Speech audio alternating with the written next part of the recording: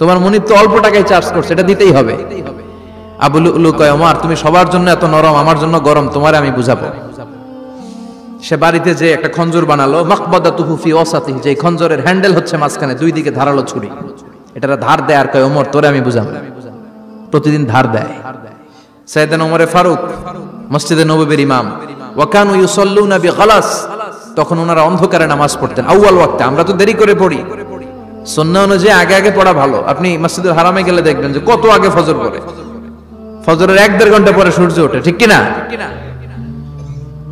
তো সে একবার ছদ্মবেশে ফজরের সময় প্রথম কাতারে যে হাজির, আসলে কিন্তু মাজুসি, সূর্যের পূজা করে, খঞ্জরটা নিয়ে এসে দাঁড়ালেন। ওমরে ফারুক ফজরের সময় ঢুকলেন, বললেন আকিমিস সালাহ, একামত দাও। একামত দেয়া হলো।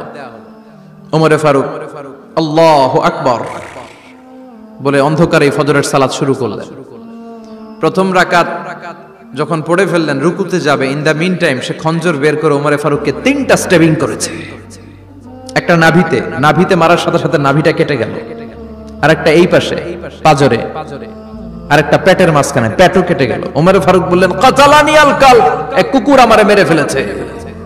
ওমরে ফারুককে পিছনে নিয়ে যাওয়া হলো, আব্দুর রহমান ইবনে আউফকে টেনে ইমামতির জায়গায় নেওয়া হলো, আর সে কাতারের মাঝখান দিয়ে খঞ্জর ঘুরাতে ঘুরাতে আগাতে লাগলো। ওর খঞ্জরের আঘাতে 7 থেকে 8 জন সাহাবী স্পট ডেথ, জায়গায় শেষ।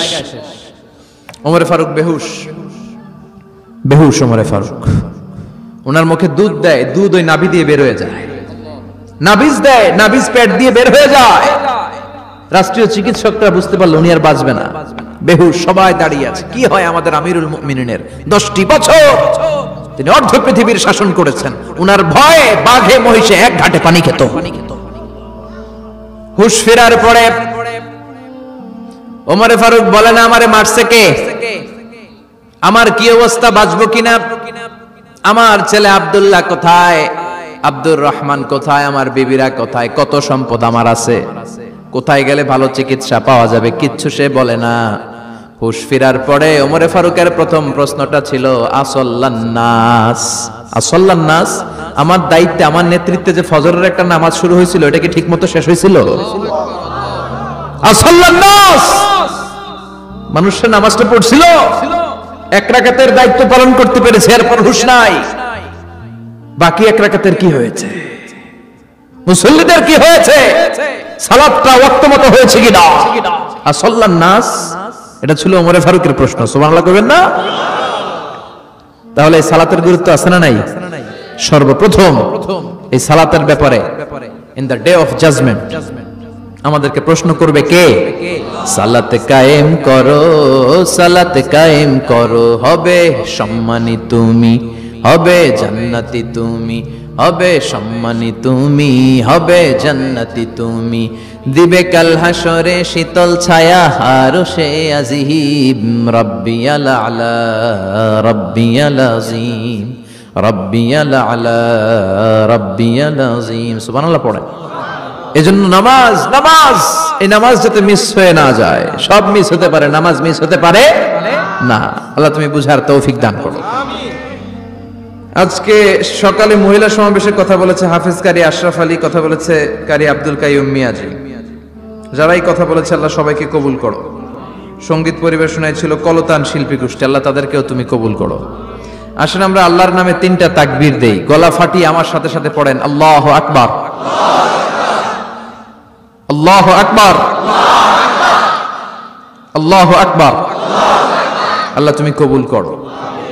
আমি আপনাদের খেদমতে সূরাত আত-তাহরীম থেকে ছোট্ট একটি আয়াতের অংশ তেলাওয়াত করেছি, যেখানে আল্লাহ তাআলা আমাদেরকে আহ্বান জানিয়েছে, ওহে বিশ্বাসীরা, পাপ হতে পারে, ভুল হতে পারে, অন্যায় হতে পারে, ওই অন্যায়ের উপর অটল থেকো না, আমার কাছে ফিরে আসো। কাম টু ইউর লর্ড, তোমার রবের দরবারে ফিরে আসো, ক্ষমার মতো ক্ষমা চাও, ক্ষমার মতো ক্ষমা চাইলে আমি সব ক্ষমা করে দেব। সুবহানাল্লাহ পড়েন। রব্বুল আলামিন বলেন, ইয়া আইয়ুহাল্লাযীনা আমানু তুবু ইলাল্লাহি তাওবাতান নাসুহা। ও বিশ্বাসীরা, ভুল করেছো, অন্যায় করেছো, পাপ করেছো, জুলুম করেছো, আমার কাছে ফিরে আসো, ক্ষমা চাও। ক্ষমার মতো ক্ষমা চাইলে সব গুনাহ মাফ করে দিতে পারে কে? পাপ নাই, গুনাহ করি না, এরকম কেউ আছি? কথা বলেন। কত পাপ করছি কোনো হিসাব আছে? পৃথিবীর কেউ না জানলেও জানে কে? পৃথিবী না জানুক আমি তো জানি, আমি কি পাপ করেছি হায়। আমার পাপের করলে বিচার, বাঁচার আমার নাই উপায়। দয়াময় প্রভু মাফ করো আমায়, মাফ করো আমায়। পড়েন আমিন। আমাদের পাপগুলো ক্ষমা করে কে? চিল্লায় বলেন কে? আল্লাহ ডেকে বলে, গোলাম আমি হলাম গাফিরুয যামব কাবিলুত তাওব। আমার কাজ হলো ক্ষমা করা, আমার কাজ হলো তওবা কবুল করা। শয়তানের কাজ হলো ওয়াসওয়াসা দেওয়া, আমাদেরকে ভুল পথে নিয়ে যাওয়া। আর আমাদের কাজ হলো ভুল করে ফেলা, আল্লাহর কাজ হলো ভুলগুলো মাফ করে দেয়া। আল্লাহ ডেকে বলে, গোলাম তোরা যদি ভুল না করতি, তোরা যদি পাপ না করতি, তোরা যদি অন্যায় না করতি, তোদেরকে ধ্বংস করে দিয়ে এমন একটা জাতি আমি এই দুনিয়ার বুকে তৈরি করতাম যারা সকালবেলা ভুল করে দুপুরে মাফ চাইতো, দুপুরে ভুল করে রাত্রে মাফ চাইতো, আজকে ভুল করে আগামীকাল মাফ চাইতো। আর আমি আল্লাহ গুনাহগুলো তাদের সব ক্ষমা করে দিতাম। ক্ষমা করে দিতে আল্লাহর বড্ড ভালো লাগে। বান্দা আল্লাহর কাছে বারবার চাক, চোখের পানি ছাড়ুক, এটা আল্লাহ পছন্দ করে। চোখের পানির যে কত পাওয়ার আপনি কল্পনাই করতে পারবেন না। অনুশোচনার চোখের পানি চোখ বেয়ে নাকের ডগা পেয়ে জমিনে পড়ার আগেই আল্লাহ এই বান্দারে মাফ করে দেয়। বিশ্বনবী ডেকে বলে, ও আমার উম্মতেরা শোনো, আল্লাহর কাছে দুনিয়ার মানুষদের দুই ফোঁটা পানি সবচেয়ে প্রিয়। এক হলো জিহাদের ময়দানে রক্তের ফোঁটা, দুই হলো অনুতপ্ত বান্দার চোখের পানির ফোঁটা। কত ভুল আপনি করেছেন, কত অন্যায় আপনি করেছেন, কত পাপ আপনার হয়েছে, কত মিথ্যা আপনি বলেছেন, কয় ওয়াক্ত নামাজ ছেড়েছেন, কয় লাখ টাকা ঘুষ খেয়েছেন, কত যৌতুক আপনি খেয়েছেন, কত মিথ্যা আপনি বলেছেন। আপনার পাপ যত বড় হোক, যত বিশাল হোক, যত বেশি হোক, আল্লাহর দয়ার পরিসীমা তার চাইতেও বড়। আপনার পাপ, আপনার অন্যায়, আপনার জুলুমগুলো যদি হয় খালের পানির সমান, বিলের পানির সমান, আল্লাহর দয়া সাগরের পানির সমান। আপনার পাপ যদি হয় সাগরের পানির সমান, আল্লাহর দয়া মহাসাগরের পানির সমান। আপনার পাপ আর অন্যায় যদি হয় পাহাড়ের সমান, আল্লাহর দয়া আকাশের সমান।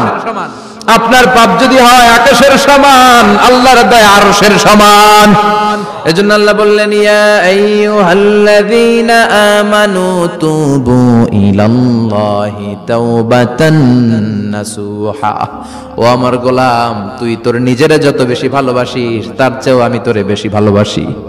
তোর বাবা মা তোরে যত বেশি ভালোবাসে তার চেয়েও আমাদেরকে বেশি ভালোবাসে কে? আল্লাহ বললেন, ভালোবাসারে তৈরি করার পরে আমি 100 টুকরা করলাম। চিল্লায় বলেন কয় টুকরা? 99 টুকরা ভালোবাসা আমি আল্লাহ নিজের মধ্যে রেখে দিলাম।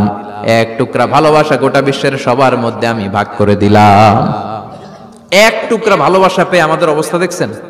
আল্লাহ যদি 1 টুকরা না দিয়ে আমগরে 30 টুকরা দিত, কথা কন, 1 টুকরা না দিয়ে 80 টুকরা দিলে কি হইতো?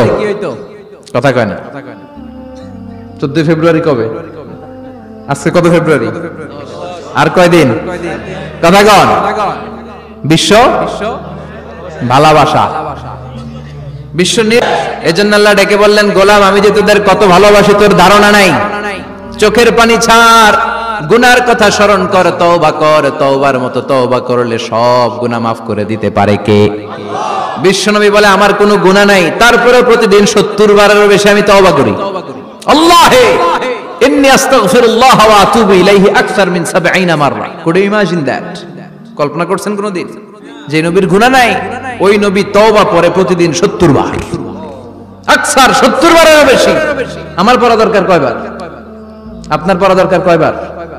বিশ্বনবী 70 বারের বেশি বললে আমাদের পড়া দরকার কয়বার? আর আমরা প্রতিদিন পড়ি কয়বার? কথা কন।